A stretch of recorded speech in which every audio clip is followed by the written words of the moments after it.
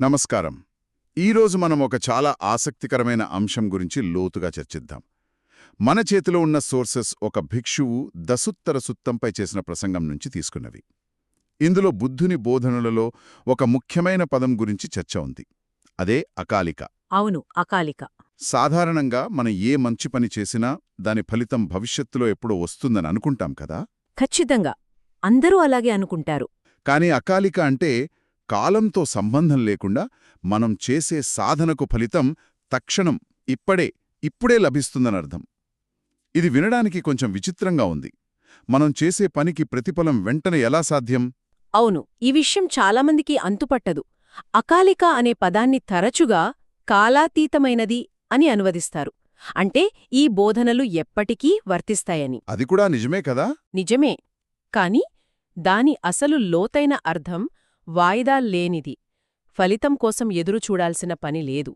Current switch వేసిన వెంటనే bulb వెలిగినట్లు కారణం జరిగిన వెంటనే కార్యం జరుగుతుంది. ఇది వచ్చే జన్మలోనో రేపో ఎల్లుండో వచ్చే ప్రతిఫలం కాదు. ఆచరించిన క్షణంలోనే అనుభవంలోకి వచ్చే మార్పు అన్నమాట. స్విచ్ వేసిన వెంటనే బల్బు వెలిగినట్లు ఈ పోలిక బాగుంది. ఈ విషయాన్ని ఇంకా స్పష్టం చేయడానికి ఆ ప్రసంగంలో ఒక అద్భుతమైన కథను చెప్పారు. సమిద్ధి అనే ఒక అందమైన యువ భిక్షువు కథ. అవును, సమిద్ధి కథ. అతను ధ్యానం చేసుకుంటుండగా మారుడు అంటే ఒక రకమైన దుష్టశక్తి అతని దగ్గరకు వస్తాడు. ఎందుకొస్తాడు? ప్రలోభపెట్టడానికి. సమిద్ధితో ఇలా అంటాడు, చూడు, నువ్వు చాలా యవనంగా ఆరోగ్యంగా ఉన్నావు. ఈ వయసులో ఈ సన్యాసం ధ్యానం అవసరమా? ముందు జీవితాన్ని ఇంద్రియ సుఖాల్ని పూర్తిగా అనుభవించు. వయసైపోయాక అంతా చూశాక అప్పుడు ఈ ఆధ్యాత్మిక మార్గం గురించి ఆలోచించవచ్చు కదా అంటాడు. ఇది ఈనాటికి మనలో చాలామందికి ఎదురయ్యే అంతర్గత సంఘర్షణే కదా. తర్వాత చూద్దాంలే అనుకునే మనస్తత్వం. సరిగ్గా అదే. దానికి సమిద్ధి ఇచ్చిన సమాధానం అద్భుతం. అది ఈ అకాలిక అనే భావనకు అద్దం పరుతుంది. ఏం సమాధానమిచ్చాడు? సమిద్ధి ఇలా అంటాడు, ఓ మారుడా, నువ్వు చెప్పే ఆ సుఖాలు భవిష్యత్తుకు సంబంధించినవి. అవి వస్తాయో రావో, వచ్చినా ఎంతకాలం ఉంటాయో తెలియదు. కాని నేను అనుసరిస్తున్న ఈ ధమ్మ మార్గంలో లభించే ఆనందం అకాలిక. అది నా కళ్లముందే ఉంది. అది తక్షణం లభించేది. అంటే ఇప్పుడే ఇక్కడే అనుభవించగలిగేది. అవును, అది నా కళ్లముందే ఉంది అంటాడు. ఆ మాటతో మారుడు నిరాశతో వెళ్ళిపోతాడు. చూడండి, సమిద్ధి భవిష్యత్తులో వచ్చే స్వర్గం గురించి మాట్లాడటం లేదు. వర్తమానంలో తన అనుభవంలో ఉన్న శాంతి గురించి మాట్లాడుతున్నాడు. అంటే మారుడు చెప్పే ఆనందం ఒక రకంగా క్రెడిట్ కార్డు లాంటిది. తర్వాత బిల్లు కట్టాలి. సరిగ్గా.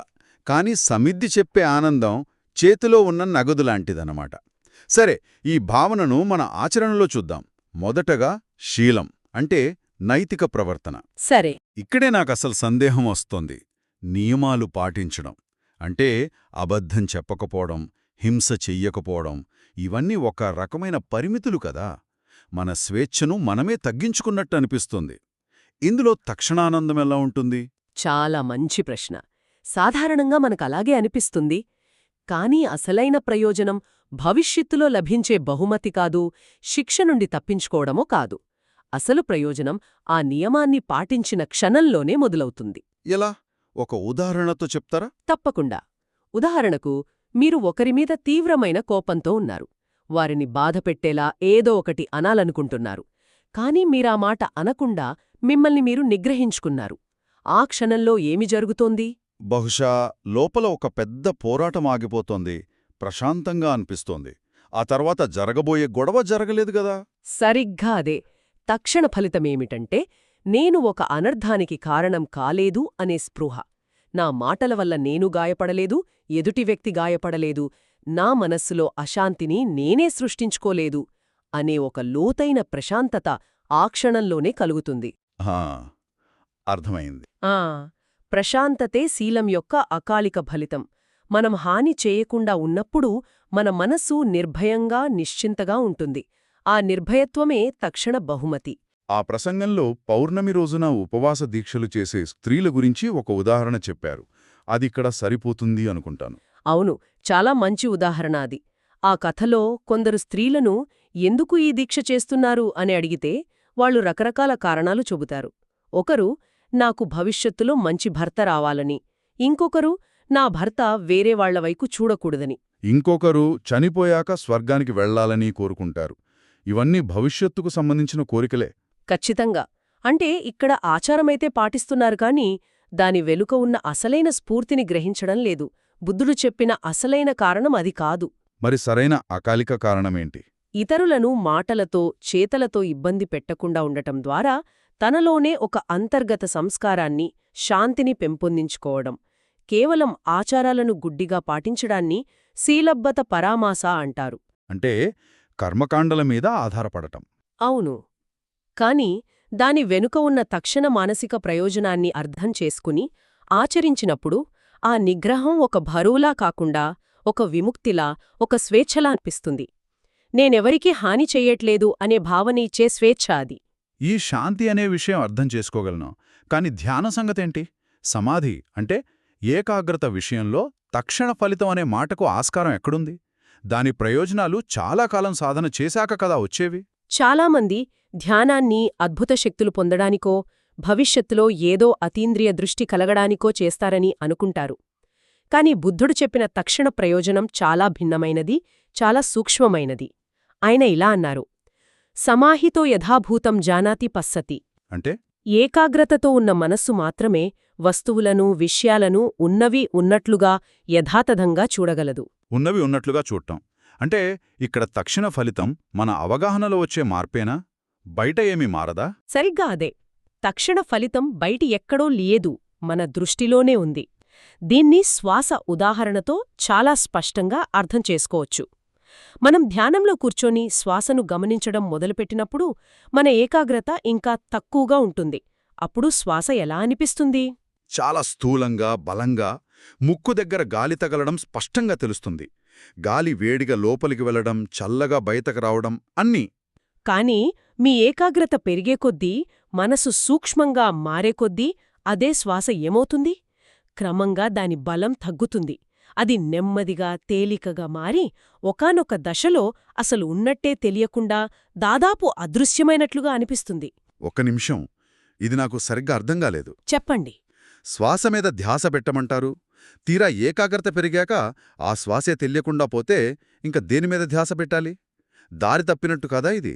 నేనెప్పుడో ఏకాగ్రత కోల్పోయినప్పుడే అలా జరుగుతుంది అనుకునేవాణ్ణి. అదొక వైఫల్యంగా భావించేవాణ్ణి. ఇక్కడే చాలామంది సాధకులు పొరబడతారు. దీన్ని వైఫల్యంగా భావించి కంగారు పడతారు. కాని ఇది వైఫల్యం కాదు, ఏకాగ్రత యొక్క తక్షణ ప్రత్యక్ష ఫలితం. ఓ అలాగా? అవును. ఇది మనకొక ముఖ్యమైన సత్యాన్ని చూపిస్తుంది. మనస్సు యొక్క స్థితిని బట్టి ఒకే వస్తువు స్వభావం మన అనుభవంలో ఎలా మారుతుందో ఇది తెలియజేస్తుంది. వస్తువు అంటే ఇక్కడ శ్వాస అదృశ్యం కావడం అనేది ఏకాగ్రతలో పురోగతికి సంకేతం, అపాయం కాదు. అంటే మనస్సు స్థూలమైన విషయాల నుండి సూక్ష్మమైన విషయాల వైపు పయనిస్తోందని అర్థమా? సరిగ్గా. ఆ మార్పును గమనించడమే అకాలిక ఫలితం. అనుభవం లేని సాధకుడు భయపడి మళ్లీ బలవంతంగా శ్వాసను గమనించడానికి ప్రయత్నిస్తాడు. కాని విషయం తెలిసినవాడు మనస్సు యొక్క ఈ సూక్ష్మస్థితిని ప్రశాంతంగా గమనిస్తాడు. అంటే మీరు చెప్పేది చూస్తే మనం ఫలితం అని దేనిని అనుకుంటున్నామో ఆ నిర్వచనాన్నే మార్చుకోవాలన్నమాట. శ్వాస బలంగా కనపడటం కాదు, అది సూక్ష్మంగా మారడాన్ని పురోగతిగా చూడాలి. ఇది చాలా ఆసక్తికరంగా ఉంది. అవును. సరే, ఇక మూడవది ప్రజ్ఞ అంటే జ్ఞానం. ఇది అన్నిటికన్నా కష్టమైనది. మనస్సు దారి తప్పినప్పుడు ఎలా? ధ్యానంలో కూర్చున్నప్పుడు మనస్సు గతాన్ని, భవిష్యత్తును చుట్టేసి వస్తోంది. అది ఖచ్చితంగా వైఫల్యమే కదా? అక్కడ తక్షణ ఫలితం ఎలా ఉంటుంది? ఇక్కడే అన్నిటికన్నా లోతైన, అద్భుతమైన అకాలిక ఫలితం దాగి ఉంది. మీరు చెప్పినట్టు మనస్సు దారి తప్పుతుంది. అది దాని స్వభావం. అయితే ఆ విషయం మనకెలా తెలుస్తుంది? అయ్యో, నా మనసు ఇందాటినుంచెక్కడో తిరుగుతుంది అనే ఒక మెరుపులాంటి ఆలోచన వస్తుంది కదా? వస్తుంది. అప్పుడు కొంచెం నిరాశగా కూడా అనిపిస్తుంది, సమయం వృధా అయ్యిందని. ఆ నిరాశను పక్కన పెట్టి ఆ మెరుపులాంటి ఆలోచనపై దృష్టి పెట్టండి. నా మనస్సు పక్కకు మళ్ళింది అనే ఆ ఎరుక కలగడమే స్మృతి అంటే మైండ్ఫుల్నెస్ యొక్క తక్షణ విజయం. అదే జ్ఞానం యొక్క మొదటి అడుగు. ఆ ఎరుక కలగడమే విజయమా? అవును.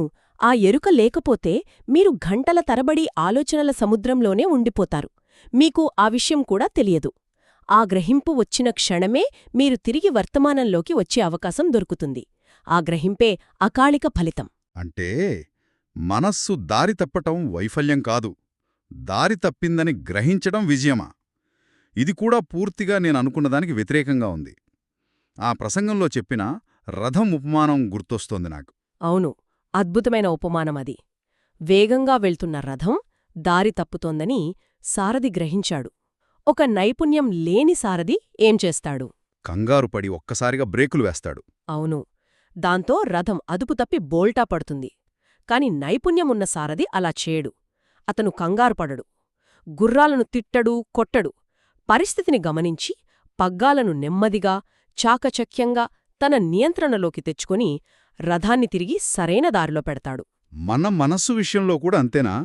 మనస్సు దారి తప్పిందని గ్రహించినప్పుడు దానిమీద కోప్పడకూడదు, నిరాశపడకూడదు. ఖచ్చితంగా. నా మనసు దారి తప్పింది అని శాంతంగా గ్రహించడమే నియంత్రణ సాధించడానికి మొదటి అత్యంత ముఖ్యమైన మెట్టు. ఆ గ్రహింపు కలగడమే ఒక అకాలిక విజయం. చాలామంది మొదటి మెట్టు యొక్క ప్రాముఖ్యతను గుర్తించరు. మనసు దారి తప్పిందని ఫిర్యాదు చేయడం కన్నా దారి తప్పిందని గుర్తుచేసిన స్మృతికి కృతజ్ఞత చెప్పాలి. అంటే స్మృతి ఎల్లప్పుడూ పనిచేస్తూనే ఉంటుందా? మనసు సరైన దారిలో ఉన్నప్పుడు, దారి తప్పినప్పుడు కూడానా? అదే దాని గొప్పతనం. అదే అంతిమ అకాలిక ప్రయోజనం. స్మృతి ఒక నమ్మకమైన సేవకుడిలాంటిది.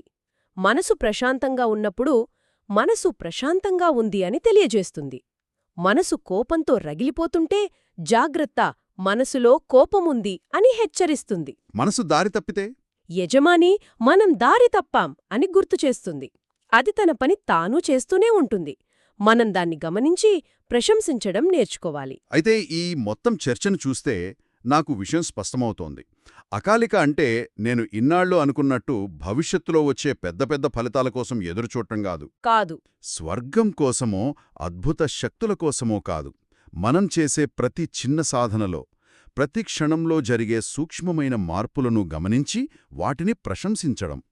సాధనలో కలిగే ఈ చిన్న చిన్న మార్పులు అంటే శ్వాస కనబడకపోవడం లేదా మనసు దారి తప్పిందని తెలియడం వంటివి మనం పురోగమిస్తున్నామనడానికి గుర్తులని అర్థం చేసుకోవాలి. మీరు దాన్ని సంపూర్ణంగా గ్రహించారు. ఈ అవగాహనతో చూసినప్పుడు వేల సంవత్సరాల క్రితం చెప్పిన బోధనలు పాతవిగా కాకుండా ఈనాటికీ తాజాగా, తక్షణమే ఆచరణయోగ్యంగా కనిపిస్తాయి. మన ప్రయోగశాల అయిన మన మనస్సులోనే పరీక్షించుకోగలిగేవిగా ఉంటాయి.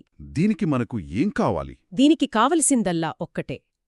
ఫలితాలు ఇలాగే ఉండాలి, పురోగతి అంటే ఇలాగే ఉంటుంది అని మనం పట్టుకుని వేలాడుతున్న పాత నమ్మకాలను సవాలు చేయడానికి సిద్ధంగా ఉన్న ఒక్క బహిరంగ మనస్సు. శ్వాస కనబడకపోతే అది పురోగతి అని, మనస్సు దారి తప్పిందని తెలియడమే విజయమని అంగీకరించే ధైర్యం కావాలి. నిజమే. మన అంచనాలే మనకు పెద్ద అడ్డంకి కావచ్చు.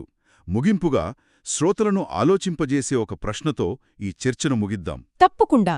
మన జీవితంలో ఈ తక్షణ ప్రయోజనాలను అనుభవించడానికి పురోగతి లేదా ఫలితాలు అనే వాటి గురించి మనం చాలా కాలంగా నమ్ముతున్న ఏ నమ్మకం అడ్డుగా నిలుస్తూ ఉండవచ్చు.